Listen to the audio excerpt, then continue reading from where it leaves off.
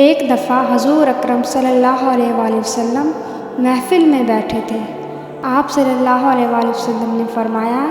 کہ جب آپ کے والدین کی موت ہو جائے اور جب ان کو دفنایا جائے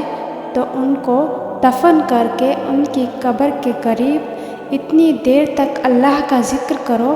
جتنی دیر میں اونٹ کو ذبح کر کے تقسیم کیا جاتا ہے، کیونکہ جب دفن کیا جاتا ہے تو میت اس طرح پریشان ہوتی ہے جس طرح کوئی آدمی سمندر کی لہروں میں ڈوب کے مر رہا ہے، اور جب ذکر ہو رہا ہوتا ہے تو میت پریشان نہیں ہوتی اور میت خوش ہو جاتی ہے کہ میری اولاد نے میرا حق ادا کر دیا ہے۔ اس بات کو اتنا پھیلاؤ کہ کوئی بھی بے خبر نہ رہے، اللہ آپ کو اس کا اجر دے گا۔